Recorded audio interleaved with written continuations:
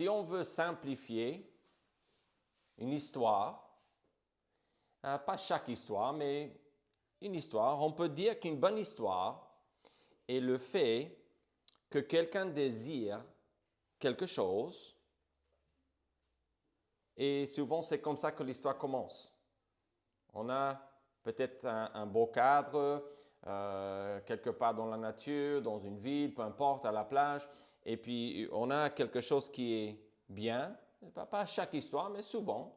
On a quelque chose qui se passe, où on se bat pour avoir quelque chose, on désire quelque chose, et puis on voit un obstacle qui se dresse, ou des gens qui veulent nous empêcher.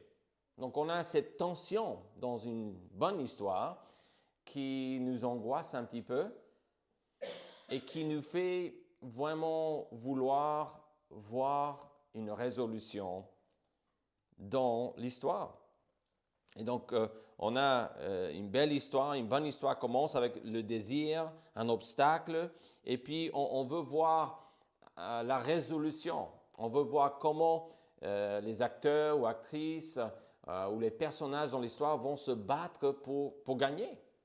Que ce soit un match de basket ou de foot, ou une guerre, ou autre, ou réussir au travail, l'histoire, le contexte peut changer, mais c'est ça. Ceci ne résume pas chaque histoire, mais souvent une histoire qui commence bien a une tournure, un changement, un conflit qu'on veut voir la résolution. On veut voir une résolution. Donc on est dans l'attente pendant la plupart du film ou de l'histoire, du livre ou de ce que nous vivons dans la vie de tous les jours, et on cherche à voir cette résolution.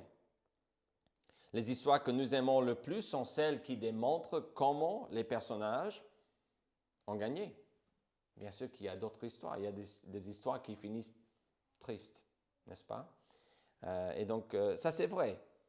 Mais nous aimons mieux voir que les choses finissent correctement. Je vois que l'histoire de la Bible est similaire, notamment en Genèse 1 à 5, et je pense que ce que nous allons voir aujourd'hui, en parlant du début de l'histoire de la Bible, on va réaliser que ce que je vais dire aujourd'hui, on pourrait le dire pour chaque chapitre de la Bible. Nous allons regrouper aujourd'hui 5 chapitres, Genèse 1 à 5, et je vais essayer d'expliquer les grandes lignes sous 3 thèmes qu'on a ici, Dieu, l'homme et la grâce. Et ce que nous allons observer est vrai du reste de la Bible, parce qu'on va résumer l'histoire de la Bible, parce que c'est ici où tout commence dans la parole de Dieu et donc dans l'univers. C'est le début de l'histoire. Et la Bible nous dit exactement comment Dieu a fait les choses. Donc on a principalement 3 événements. Dieu a tout créé par sa parole et c'était parfait. Il n'y avait pas de péché, il n'y avait pas de problème. Le diable, puis l'homme vont se détourner de Dieu. Ils se sont corrompus, autrement dit. Mais on voit tout de suite dans cette histoire que Dieu fait éclater sa grâce. Ça, c'est l'histoire de la Bible. Donc, ce n'est pas compliqué. Si vous êtes là, vous écoutez et que vous voulez comprendre l'histoire de la Bible, cette histoire est assez simple. Fois après fois, on revient sur ce que je viens d'expliquer. Donc, on parle pour comprendre la Bible en tout cas, on parle de cette idée de penser à 3 choses ou 3 thèmes. Numéro 1, Dieu. Numéro 2, l'homme. Numéro 3, la grâce de Dieu. Donc, on revient sur Dieu. La plupart de cette histoire traite Dieu parce qu'on parle ici de la parole de Dieu, pas la parole de l'homme. Okay? Donc, on va voir qu'on va mettre plus l'accent en étudiant la Bible ici sur Dieu que sur le mal ou le bien que l'homme peut faire. Alors, les 2 premiers éléments qu'on voit ici, de l'histoire de la Bible, de l'histoire de l'univers, sont décrits en Ecclésiaste 7 et le verset 29.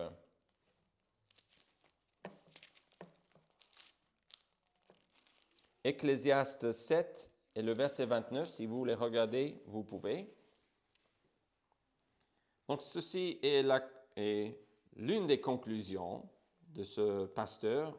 On dit en verset 27, dit l'Ecclésiaste, donc c'est celui qui porte la parole. Il dit, « Seulement voici ce que j'ai trouvé, c'est que Dieu a fait les hommes droits, mais ils ont cherché beaucoup de détours. » On a deux éléments ici qu'on va voir en Genèse. Genèse 1 et 2 parlent de cette idée que Dieu a créé l'homme, et comment?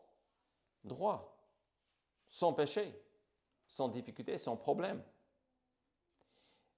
Mais on a le deuxième élément qu'on va voir en Genèse 3, et que l'homme s'est détourné de Dieu. Dieu lui a donné un libre arbitre, et l'homme a employé ce libre arbitre pour faire le contraire de ce que Dieu a demandé qu'il fasse. Et c'est en Genèse 3 et dans le reste de la Bible qu'on a le troisième élément qui est bien la grâce de Dieu. Parce qu'on parle déjà ici en Ecclésiaste de Dieu a fait ceci et l'homme a fait ceci, mais Dieu a fait plus que créer l'homme droit. Qu'est-ce qu'il fait dans le reste de l'histoire de la Bible? Il intervient avec sa grâce, n'est-ce pas? Il donne sa grâce. Il pardonne des gens qui pensent ne pas pouvoir être pardonnés. Il peut vous pardonner aujourd'hui de tout ce que vous avez fait. Il n'y a rien que Dieu ne peut pas aujourd'hui dire « je vous pardonne ». Si vous êtes un enfant de Dieu, si vous n'êtes pas un enfant de Dieu, Dieu peut vous pardonner. Il peut absoudre vos péchés à 100%, sans limite, sans exception. Et mes frères et sœurs en Christ, c'est pour cela que venir dimanche ou mardi ou n'importe quel jour, c'est pour ça que l'Église est importante. Parce que nous prêchons ce message de grâce ici. Il y a un peu de grâce dans le monde. On peut recevoir de la grâce des autres, mais ce n'est pas la grâce qui sauve et qui restaure l'être humain. Donc l'homme s'est détourné de Dieu, mais Dieu révèle sa grâce, qui est une grâce salvatrice et restauratrice. Alors, ça c'est juste pour vous dire ce que nous allons considérer ici dans ces 5 chapitres. Donc on parle du début de l'histoire de la Bible. La question que je veux vous poser, ou que nous puissions considérer, que se passe-t-il en Genèse 1 à 5? Nous avons lu ce texte récemment ici dans notre assemblée. Et maintenant, je veux vous parler de 3 choses. La première chose qu'on voit ici est que Dieu, donc c'est le point de départ dans cette histoire de l'univers, dans cette histoire de la Bible, pour comprendre la parole de Dieu. Il faut savoir que Dieu a tout créé par sa voix, par sa parole. Et sa création était bonne. Bon, on revient sur Ecclésiaste, n'est-ce pas? 7, 29. Où on dit que Dieu a créé l'homme ou les hommes droits et ils ont cherché beaucoup de détours. Mais tout commence avec la perfection. Ceci est le début de l'histoire du monde et de la Bible. Dans ma Bible, en tout cas dans la version que j'emploie pour faire du marquage, surligner des choses, etc. Quand je regarde Genèse 1 et 2, j'ai énormément de textes qui sont surlignés en bleu. Parce que dans mon système, le bleu représente Dieu, l'activité de Dieu, la nature de Dieu, la parole de Dieu et d'autres choses. J'ai plusieurs catégories.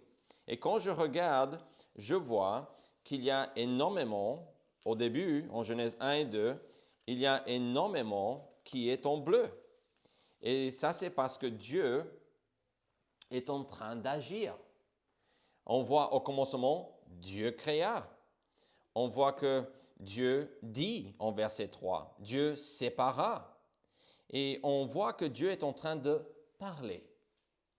Et on a une expression qui est bien présente en Genèse 1, jusqu'à la fin de chapitre 1 en tout cas. Et cette expression, eh bien, et cela fut ainsi. Et cela fut ainsi. On le voit plusieurs fois.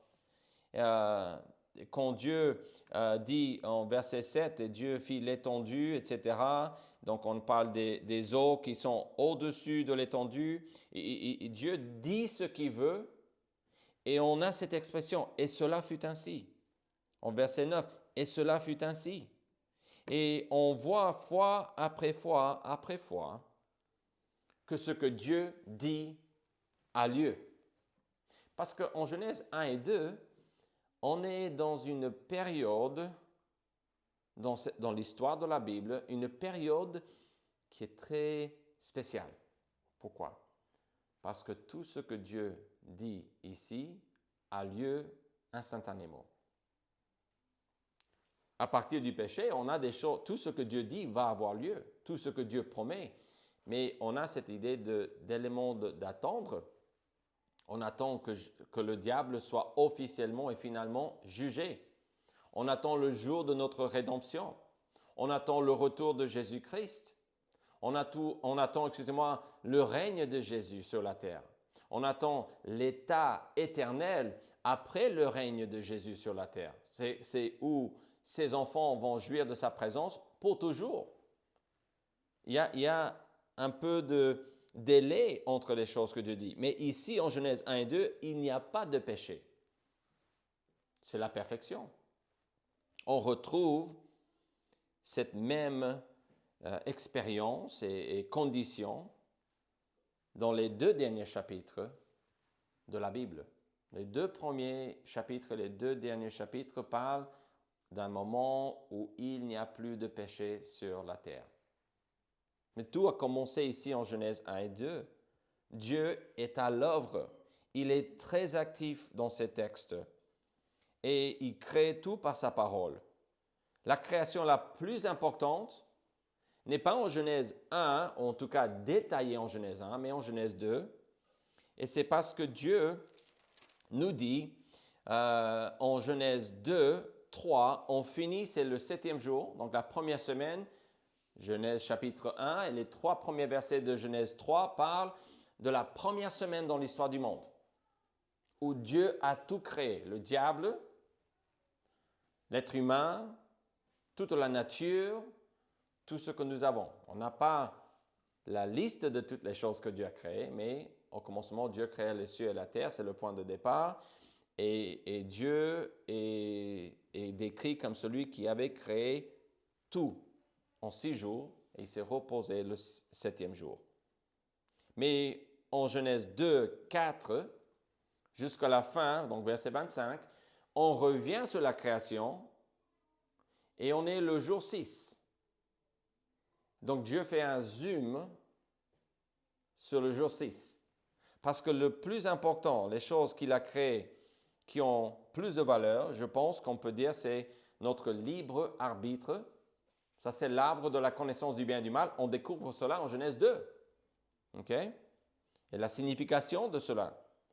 On parle aussi, oui, l'homme et la femme ont été créés en Genèse 1. On parle de cela. Mais c'est en Genèse 2 qu'on apprend l'ordre de la création, Adam d'abord et puis la femme. On découvre aussi que Dieu, en créant l'homme et la femme, l'a fait dans le contexte, et ceci est le point culminant, il le fait dans le contexte du mariage. Dieu a créé le mariage. La dernière chose que l'on dit est que l'homme et sa femme étaient tous deux nus et ils n'en avaient point honte. Ça, c'est le mariage. Ça, c'est ce que Dieu a créé. Donc, Genèse 1 dit que Dieu a tout créé, mais Genèse 2 insiste. Mais voici vraiment ce qui est important. Libre arbitre. Pourquoi? Parce qu'en Genèse 3, on va comprendre pourquoi le libre arbitre est important. Ça va expliquer le mal dans le monde. Et puis, on va voir que l'homme et la femme, le rôle de l'homme, le rôle de la femme, est vraiment le mariage, le point culminant, tout cela est expliqué quand Dieu fait un zoom sur le jour 6 en Genèse 2. Si on n'avait pas Genèse 2, on serait vraiment dans le noir concernant énormément de détails de la Bible. On serait vraiment dans le noir. Donc Dieu est actif. Il faut comprendre qu'il va créer tout par sa parole, par sa bouche. Et cela nous fait comprendre que tout ce que Dieu dit ou que Dieu fait est une révélation de qui il est. Donc Dieu est très actif, mais plus que cela, il est en train de se révéler. Ça, c'est Genèse 1 et Genèse 2. Alors, comment comprendre cette activité de Dieu? Le fait qu'il a créé par sa parole, le fait qu'il est en train de nous parler, de communiquer avec l'être humain ici. Je vois rapidement qu'on peut être consolé par le fait que Dieu réalisera tout ce qu'il dit. Quand Dieu le dit, si Dieu vous promet quelque chose, il va le faire. Il est capable. Et c'est plus qu'il est capable. On peut dire que quelqu'un est capable, mais ils peuvent toujours choisir de ne pas le faire. Dieu non seulement peut faire ce qu'il dit, il va faire ce qu'il dit. Et la création est un exemple de cela. Et cela fut ainsi. Mes chers amis, quand Dieu vous promet quelque chose, vous pouvez vous dire, et cela sera ainsi. Et cela, et ce que Dieu dit, se réalisera. Ça, c'est ce que nous voyons ici. J'ai regardé dans les psaumes, et en psaume 121, je vais prendre le temps de vous lire, ce n'est pas très long, mais écoutez ce thème qui revient ici dans les psaumes. Psaume 121, cantique des degrés. Je lève mes yeux vers les montagnes, d'où me viendra le secours? Le secours me vient de l'Éternel, qui a fait les cieux et la terre. Donc, ça, c'est le thème de la création. Verset 3. Il ne permettra point que ton pied chancelle. Celui qui te garde ne sommeillera point. Voici, il ne sommeille ni ne dort, celui qui garde Israël. L'Éternel est celui qui te garde. L'Éternel est ton ombre à ta main droite. Pendant le jour, le soleil ne te frappera point, ni la lune pendant la nuit. L'Éternel te gardera de tout mal. Il gardera ton âme. L'Éternel gardera ton départ et ton arrivée dès maintenant et à jamais. On décrit Dieu ici. Et on décrit ceci dans le contexte de la création, où nous sommes en Genèse 1 et 2. On est dans la création. Donc, Dieu va réaliser ce qu'il dit. Et voici la bonne nouvelle. Il est toujours en train de travailler dans le monde à travers sa parole. Il ne dort pas. Il est toujours là. Écoutez Ésaïe 55, un texte très connu. Ésaïe 55 et le verset 11. Dieu, en parlant de sa parole, il dit ceci: « Ainsi en est-il de ma parole qui sort de ma bouche. Elle ne retourne point à moi sans effet, sans avoir exécuté ma volonté et accompli mes desseins. » Dieu a tout créé par sa parole, avec sa bouche, et sa création était bonne. Ça, c'est Genèse 1 et 2. Nous pouvons et devons nous fier en sa parole, nous confier en sa parole. La parole de Dieu ne prend jamais des vacances. Jamais de vacances. 24, 24, 7, 7 et tout ce que vous voulez. C'est toujours là en train de travailler. Même ici, sur la pointe des Ardennes, où parfois on pense qu'il n'y a rien ou très peu qui se passe au nom de Dieu, Dieu est à l'œuvre. Sa parole est toujours là. Il travaille. Il veut, à travers sa parole, nous changer, nous transformer. Alors, question, est-ce que nous sommes en train de chercher à savoir ce qu'il fait dans nos vies, dans notre Église, dans notre communauté, dans notre commune, quartier. Parce que si Dieu est à l'œuvre, pourquoi est-ce que je ne voudrais pas me mettre à l'œuvre avec lui?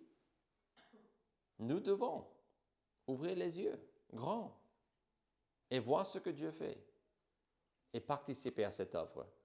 Nous devons comprendre que Dieu est à l'œuvre. Alors, que se passe-t-il en Genèse 1 à 5? Dieu est actif, il se révèle, il avance, il crée des choses, il a tout créé. Et il le fait toujours aujourd'hui. Il est toujours en train d'avancer son plan pour l'humanité. Dieu est à l'œuvre, oui, mais numéro 2, l'homme a choisi de se détourner de Dieu. Donc, quand on dit que la parole de Dieu est toujours en train d'avancer, et elle a toujours du succès, voici comment il faut comprendre ceci. L'homme a choisi. Vous dites, mais ça c'est comme l'histoire que tu disais au début. Dans une histoire, on a quelqu'un, peut-être un personnage qui a un désir, qui veut quelque chose, et puis quelqu'un se pose devant lui, se présente et commence à l'embêter. Quelqu'un veut mettre des bâtons dans les roues de l'acteur principal. Et ici, en Genèse 3, peut-être on aurait tendance à croire que ici, Adam et Ève vont prendre ce que Dieu a fait, vont surprendre Dieu et vont faire quelque chose pour vraiment créer des problèmes. Et que Dieu est là sans savoir comment il faut faire. Il est surpris, il est étonné. Non. En Genèse 2, avant Genèse 3, on nous explique que l'homme a choisi, mais on nous explique comment ou quoi. Que Dieu a donné un libre arbitre à l'homme. Et cela n'est pas du tout le fait que l'homme peut mettre des bâtons dans les roues de Dieu. Non, car Dieu a voulu. Donc, à chaque fois que quelqu'un choisit de faire comme il veut, le bien ou le mal, je ne dirai pas, la Bible ne dit pas non plus que Dieu veut qu'on choisisse le mal, mais ce que Dieu veut est que nous puissions faire nos propres choix.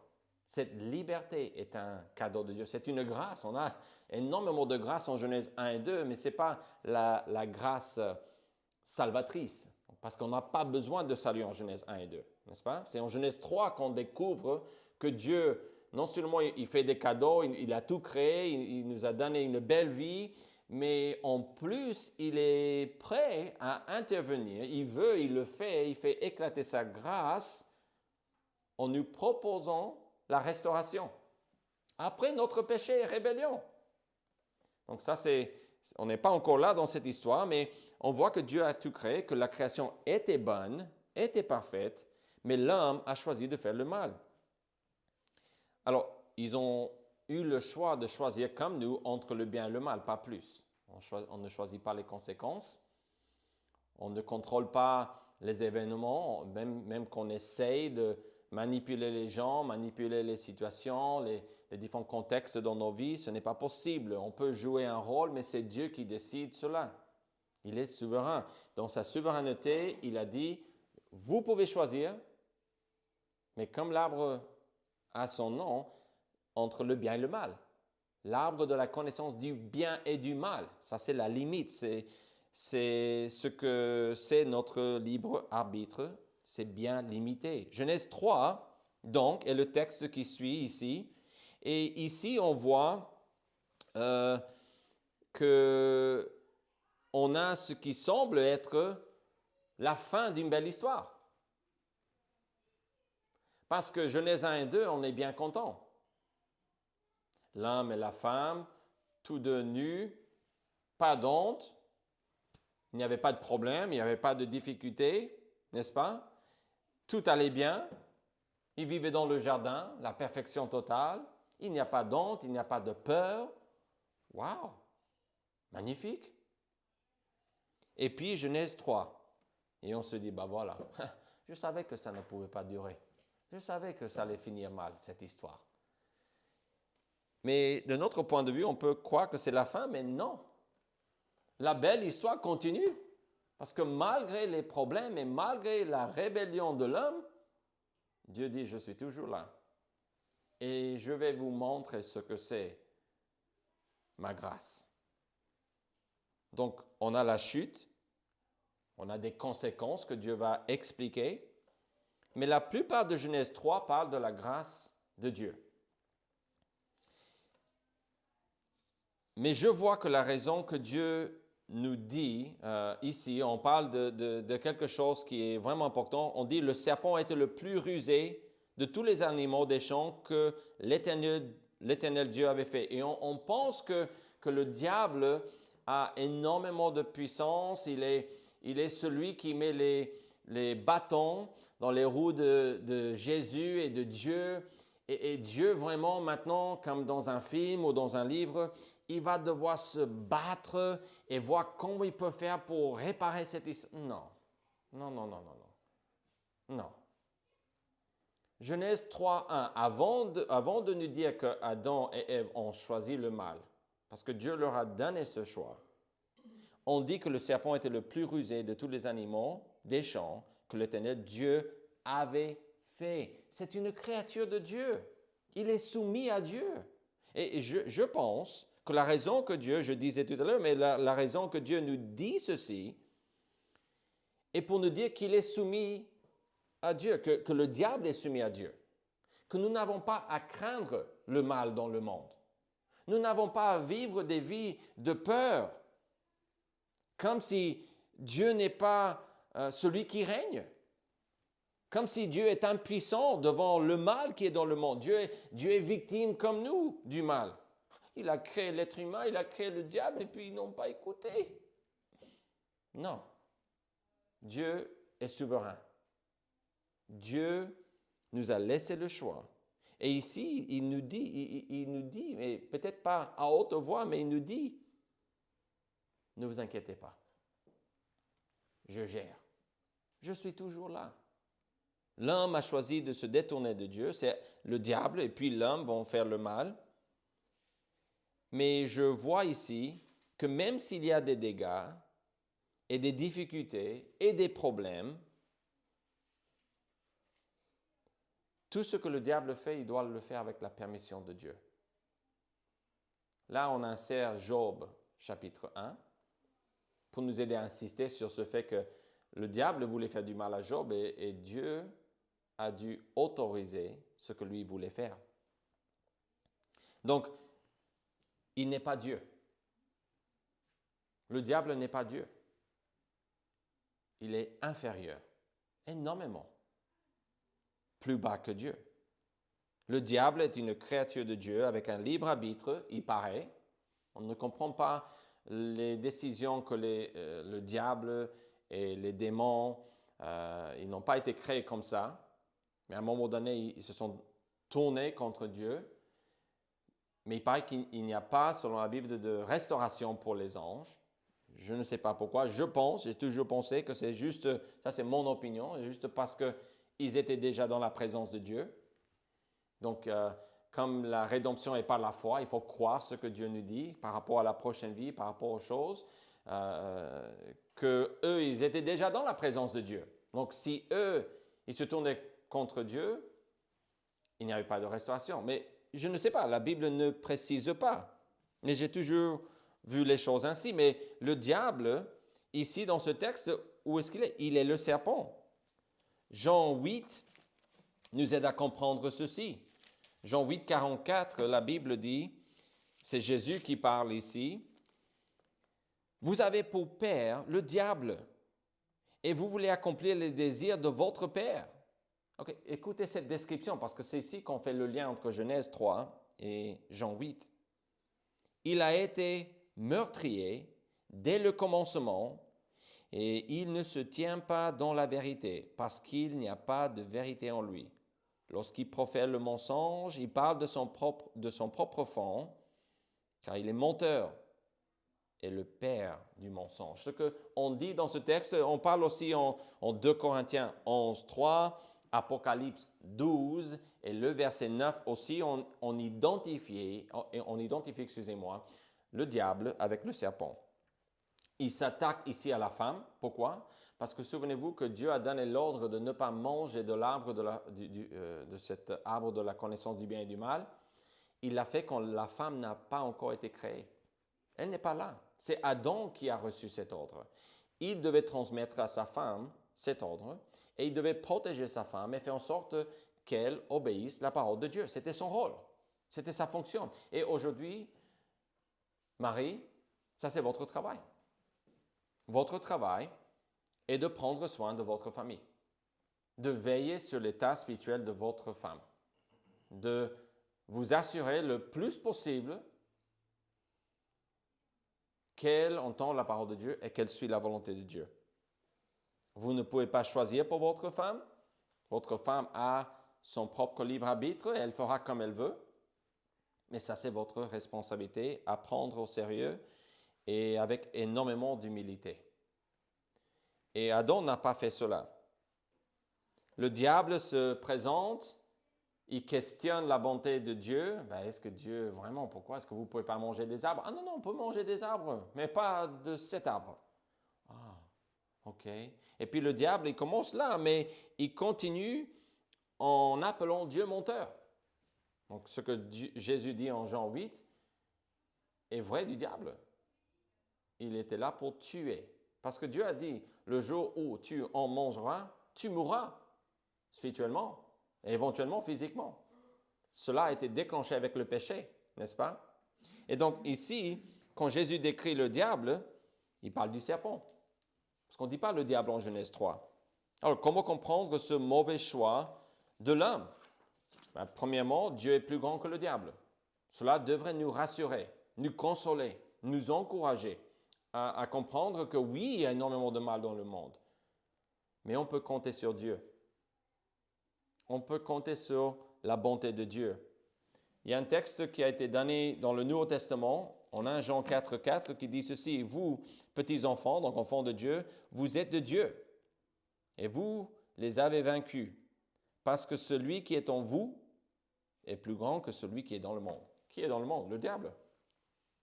On décrit le diable comme le prince de l'air, celui qui règne actuellement dans le monde. Ce n'est pas parce que Dieu n'est pas puissant, c'est parce qu'on a cédé la terre au diable, ou Adam et Ève l'ont fait quand ils ont péché.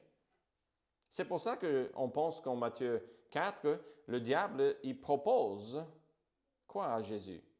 Si tu te prosternes et tu m'adores, je te donnerai tous les royaumes de la terre.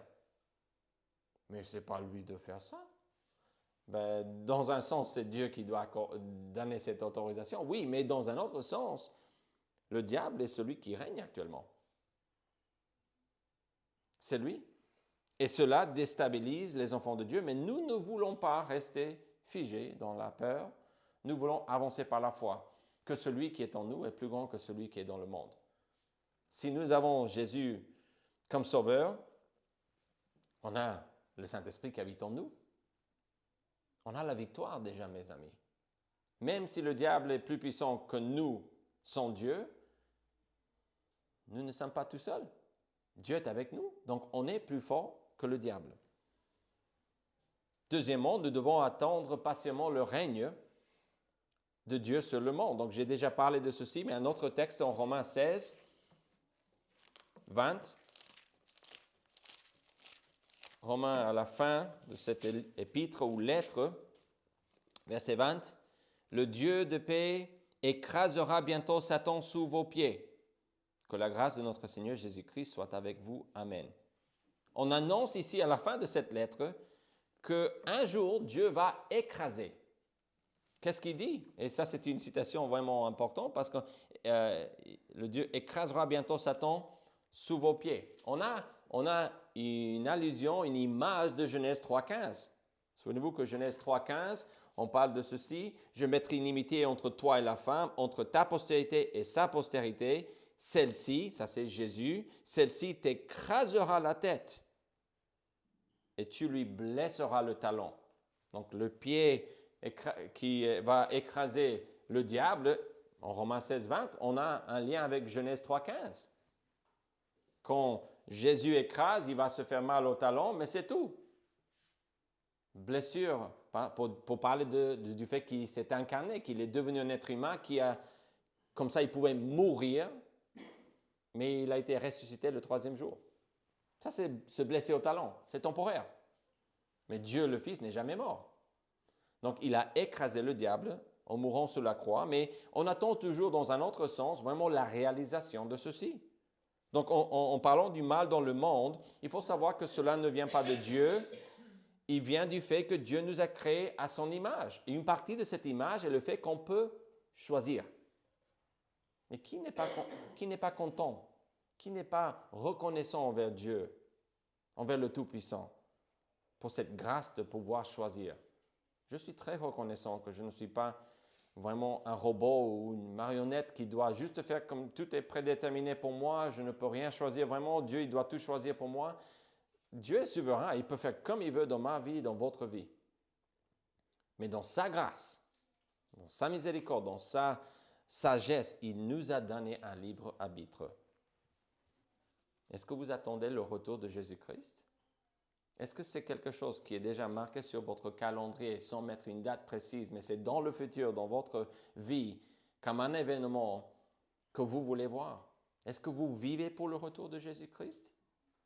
Est-ce que le retour de Jésus-Christ, c'est le règne de Jésus-Christ sur la terre où il va écraser le diable, il va enlever tout le mal, il va restaurer ce qu'on avait en Genèse 1 et 2, il va le restaurer. Est-ce que vous vous attendez à cela? Est-ce que nous nous attendons à cela? Alors, que se passe-t-il en Genèse 1, 5? Dieu est à l'œuvre, l'homme a plongé le monde dans les ténèbres. Romains 5, 12 dit que le péché est entré dans le monde par un seul homme. Et ça, c'est Adam et Ève qui ont fait cela. Plus précisément, Adam, puisqu'il n'a pas fait son travail. Mais la fin de cette histoire, le dernier élément, si on veut, numéro 3, est que Dieu fait éclater sa grâce. Et ça, c'est ce que nous voyons aujourd'hui. Le monde a déjà été créé. Elle était bonne, parfaite. L'homme a déjà choisi le mal. Mais ici, on dit Dieu fait éclater, c'est au présent. Parce que depuis Genèse 3, j'argumente que depuis toujours, Dieu fait éclater sa grâce. Mais je parle ici de sa grâce salvatrice. Du fait qu'on a besoin de quelqu'un pour nous pardonner. En Genèse 1 et 2, on n'avait pas besoin. À la fin du règne de Dieu, on n'aura pas besoin du pardon non plus. On n'a pas besoin aujourd'hui dans le sens que si on est enfant de Dieu, on est déjà pardonné. Mais on commet toujours des péchés, on fait le mal et on doit confesser cela. Mais ce n'est pas pour être sauvé qu'on confesse, c'est pour avoir la communion ou vivre en communion avec Dieu. Donc Dieu, actuellement, dans l'histoire de la Bible, dans l'histoire du monde, Dieu fait éclater sa grâce. Et on voit cette grâce qui restaure l'homme déchu ou pécheur en Genèse 3. Dans ce texte, l'accent est mis sur la bonté de Dieu et non pas sur les conséquences. Est-ce qu'il y a des conséquences en Genèse 3? Absolument. On a le fait que quand ils ont pris le fruit en verset 7, les yeux de l'un et l'autre s'ouvrirent, ils connurent qu'ils étaient nus et ayant cousu des feuilles de figuier, ils s'en firent des ceintures. Ils vont avoir peur. Ils vont se cacher, ils vont avoir honte. C'est pour ça qu'ils ont fait des habits, parce qu'ils ont vu, « Wow, tu es nu, tu n'as pas d'habits. » Avant, c'était acceptable, Genèse 2, 25. La dernière chose que Dieu dit, ce n'était pas un problème. Et quand ils ont désobéi à Dieu, leurs yeux s'ouvrirent. Et ils ont vu, on a un problème. Ça, c'est l'entrée des vêtements dans le monde. Et ça, c'est ce que nous voyons. Ce n'était pas l'homme des années plus tard qui a créé ça. C'était le péché qui a fait qu'on a besoin de se cacher, de se couvrir. Parce qu'il y a eu un changement. Dieu va dire, puisque tu as fait cela au serpent, tu seras maudit entre tout le bétail. Je mettrai inimitié entre toi et la femme. Celle-ci, en parlant de la postérité de la femme, donc Jésus-Christ, t'écrasera la tête et tu lui baisseras le talon. À la femme, j'augmenterai la souffrance de tes grossesses. l'homme, il va galérer pour voir de la nourriture pour lui et pour sa famille. Donc, ça, c'est les conséquences, mais ce n'est pas vraiment des jugements. Dieu a dit, le jour où tu en mangeras, tu mourras. Les choses vont changer, mon ami. Si tu n'écoutes pas Dieu, votre vie va changer. Il va y avoir des problèmes. Et ce n'est pas parce que je suis vindicatif ou parce que je suis fâché ou en colère tout le temps. Dieu est en colère contre le mal, mais il aime les pécheurs. Et Dieu nous a dit cela avant Genèse 3, avec la création de l'arbre de la connaissance du bien et du mal. Donc ici, on voit que Dieu met l'accent sur sa bonté, pas sur ce que je viens de dire. Pourquoi? Parce que dans ces textes, on parle du fait que Dieu, en verset 8, « Ils entendirent la voix de l'Éternel, Dieu qui parcourait le jardin vers le soir. » Et Dieu, il prend le temps, et tout ça, c'est sa grâce. Et c'est la grâce restauratrice. Il est en train de chercher et restaurer ou sauver ce qui était perdu. Ce que Jésus dit dans l'Évangile selon Luc, si je ne me trompe pas, 19, verset 10, « Car le Fils de l'homme est venu chercher et sauver ceux qui étaient perdus. » Perdus à quel moment? En Genèse 3. Dieu le fait en Genèse 3. On voit sa grâce. Il dit, il commence à questionner l'homme. « Où es-tu? Qui t'a appris que tu es nu? Est-ce que tu as mangé de l'arbre dont je t'ai défendu de manger? Pourquoi tu fais cela? » L'homme donne son excuse, la femme son excuse, et le diable, il s'en fiche. Il avait déjà fait son choix. Il ne va pas chercher, il n'y a pas d'explication du diable, il ne répond pas. Quand Dieu arrive, le diable se tait. On n'a plus de parole ici du diable. Quand Dieu se présente, il n'a plus rien à dire. On voit ici que Dieu est déçu, sûrement triste, de devoir mettre en œuvre ou d'expliquer en tout cas ce que l'homme a mis en œuvre plutôt concernant le mal dans le monde. Et on peut dire que le point de vue ici est celui de la grâce de Dieu. Mais la grâce de Dieu n'enlève pas les conséquences. Je voudrais que la grâce de Dieu puisse tout simplement faire que je n'ai plus de péché dans ma vie. Ou que quand je fais de mauvais choix, que je n'ai pas les conséquences à subir après. Mais cela n'est pas le cas. On n'est pas encore au ciel. Dans ma Bible, je vois comment la grâce de Dieu est grande, même après le péché de l'humanité.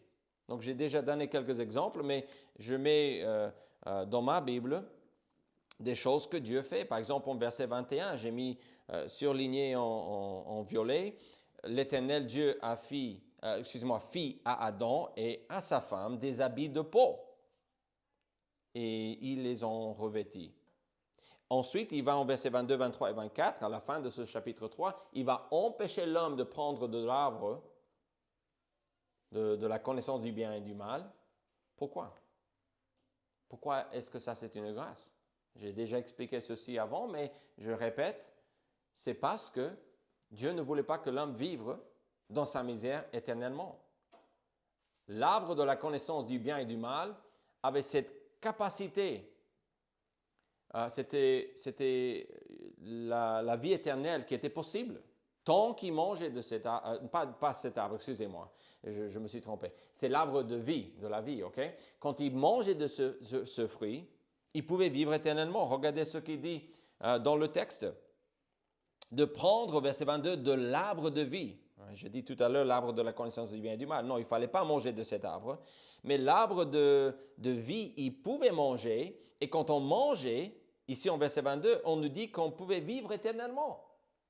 Donc Dieu va chasser Adam et sa femme loin du jardin d'Éden. Il va placer des anges, des chérubins qui vont protéger ou garder le chemin de l'arbre de vie. Ça, c'est une grâce de la part de Dieu.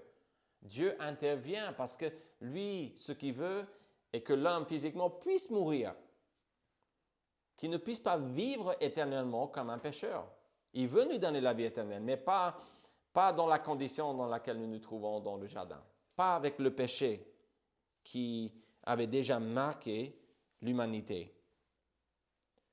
Au-delà de Genèse 3, rapidement, Genèse 4 et 5, on peut résumer Genèse 4 assez rapidement pour parler de la grâce de Dieu. Et on le fait en montrant que si on veut résumer, on est dans l'attente du Messie en Genèse 4. Pourquoi? Parce que au début de ce chapitre, on voit qu'Adam et Ève ont compris que Ève ou quelqu'un de la famille d'Adam et Ève, éventuellement, ils ne savaient pas à quel moment, allait avoir un enfant mâle qui allait les délivrer. Écoutez, verset 1. Adam connut Ève, sa femme, elle conçut et enfanta Caïn. Et voici ce qu'elle dit. J'ai formé un homme avec l'aide de l'Éternel. Alors, pourquoi est-ce important d'avoir un homme? Pourquoi pas une femme? Qu'est-ce qu'elles ont, les femmes? Pourquoi est-ce qu'on ne dit pas j'ai une femme, une fille? C'est parce qu'en Genèse 3,15, la solution promise était celle-ci. Pas pour dire une femme, mais en parlant de la postérité, mais celle-ci, en hébreu, c'est masculin singulier. Ils ont compris que quelqu'un allait venir de leur famille, éventuellement, qui allait les délivrer. Mais vous connaissez l'histoire de Genèse 4. Caïn va tuer son frère Abel. En fait, Ève croyait que peut-être c'était Caïn. Et on découvre rapidement, non, ce n'est pas lui parce que lui, il va tuer son frère. On comprend que c'était la lignée d'Abel où le Messie allait venir. Donc on a ces deux postérités, la postérité de la femme et du diable. Caïn, il vient du diable. C'est un enfant d'Ève, évidemment. Mais c'est parce qu'on a deux familles, la famille de Dieu et la famille du diable. Mais vers la fin, on voit, il y a d'autres éléments de grâce, mais on dit ceci à la fin de chapitre 4. Adam connut encore sa femme. Elle enfanta un fils et l'appela du nom de Seth. Car, dit-elle, Dieu m'a donné un autre fils à la place d'Abel que Caïn a tué. Donc là, elle comprend, après cette histoire de Caïn qui a tué son frère Abel, elle a compris, c'était en Abel. Et maintenant, Dieu m'a donné un autre pour prendre la place, et lui, il s'appelle Seth. Pourquoi est-ce qu'on dit cela? Parce que tout simplement, les gens s'attendaient à un homme qui allait naître, qui allait les délivrer. Et ça, c'est ce que nous découvrons en Genèse 5. On peut résumer cette partie de la parole de Dieu en disant qu'il y avait même de l'espoir. Il y avait de l'espoir même dans la mort.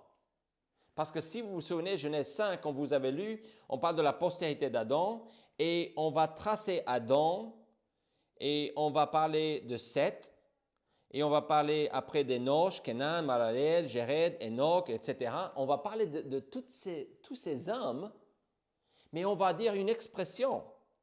Puis il mourut. Puis il mourut. Fois après fois, on va dire en Genèse 5, puis il mourut. Qu'est-ce qui se passe dans ce texte? Pourquoi est-ce que Dieu dit cela? C'est quoi cette histoire? On est en train de tracer la lignée du Messie. Les gens comprenaient que ce que Dieu a dit et fait en Genèse 3 était pour nous expliquer qu'il faut vivre dans l'attente du Messie. Et ils ne savaient pas. Ils croyaient que c'était Caïn. Ils ont compris que c'était quelqu'un qui allait venir d'Abel. Ils vont comprendre que Dieu va donner Seth à la place d'Abel. Et en Genèse 5, on relie homme pour nous dire, c'est quelqu'un. Et on est toujours dans l'attente. On est toujours dans l'attente de quelqu'un qui va nous aider. Mais les gens, cela n'empêche, étaient en train de mourir. Mais leur espoir restait. C'est ça qui est choquant en Genèse 5. Puis il mourut, et lui va mourir, et lui va mourir. Mais les gens étaient toujours, parce que regardez ce qu'on dit à la fin. Il y a un autre Lémec, ce n'est pas celui de la famille de Caïn, dans la famille ou la postérité de la femme qui est vraiment la lignée du Christ, si vous voulez. Lémec âgé en verset 28, de 182 ans, engendra un fils, il lui donna le nom de Noé. Et voici son esprit, sa pensée. Apparemment, il a eu une révélation de Dieu. Et voici ce qu'il dit. Celui-ci, ce n'est pas exactement la même expression en Genèse 3, 15, ce n'est pas celle-ci ou celui-ci, mais ça nous fait penser à cela. Celui-ci nous consolera de nos fatigues et du travail pénible de nos mains, provenant de cette terre que l'Éternel a maudite. Donc, on parle de Noé. Et on va dire de Lémec, puis il mourut. Mais écoutez comment le verset 32 finit le chapitre. Noé, âgé de 500 ans, engendra Sem, Cham et Japhet. On est dans l'espoir. Dans ce texte, les gens, ils vivent dans l'espoir. Mes chers amis, Christ est déjà venu. On a compris que c'était quelqu'un de la famille d'Abraham en Genèse 12. On a compris à la fin de Genèse que c'était quelqu'un de la tribu de Juda. On comprend plus tard dans l'histoire d'Israël que c'est un descendant, un fils de David. Et en Matthieu, on nous dit, le Christ est né. Il est venu. Mais vous savez, Israël ne s'attendait plus à un sauveur à l'époque. Très peu de gens, ils étaient fatigués. Ils ont dit, Dieu ne va pas faire ce qu'il dit qu'il va faire. Il n'est pas capable. Il nous a déjà oubliés. La plupart ont pensé comme ça. Et c'est ici que je vous amène à vraiment à une exhortation. Pour finir, ces 5 chapitres de gloire et de grâce et d'amour et de compassion et de création que Dieu nous donne dans sa parole. Comment comprendre, avant d'arriver à cette conclusion, comment comprendre la grâce de Dieu? 2 choses. Dieu est bon, miséricordieux et compatissant. Quand l'homme a péché, il n'a pas détruit l'homme. Quand Caïn a tué son frère, Dieu a mis un signe sur Caïn en disant, celui qui touche à cet homme mourra ou sera vengé 7 fois. Pourquoi faire ça pour quelqu'un qui n'était pas de la lignée du Christ? Parce que Dieu est bon, compatissant et miséricordieux. La famille de Caïn avait, tant qu'ils étaient en vie, ils avaient accès à la grâce de Dieu. Est-ce que Dieu savait que Caïn allait le rejeter et allait finir en enfer? Absolument. Mais si vous lisez Genèse 4, vous allez découvrir que Dieu fait éclater sa grâce. Et comment est-ce qu'on doit répondre à cela? On doit comprendre que Dieu est miséricordieux. Psaume 86, je vais vous donner 2 textes avant de vous amener à une dernière conclusion.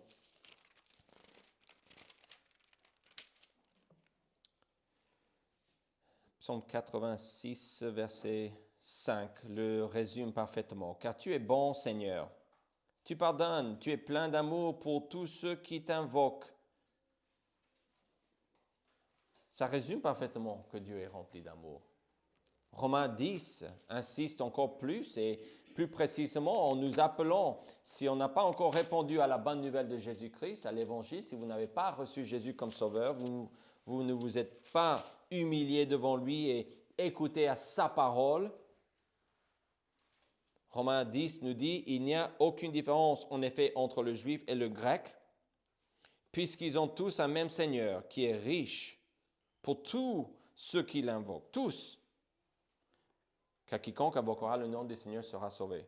Je vous ai lu Psaume 121, qui parlait de ce fait que Dieu ne dort pas, il ne sommeille point, il veille sur Israël, et il est compatissant, il est bon, il rempli de grâce, etc., qui va accomplir ce que sa parole dit. Et je vous amène ici à la fin, Romains 10, 12. Il n'y a aucune différence, en effet, entre le juif et le grec. Ça veut dire que ce que Dieu l'est pour eux, il est aussi pour nous.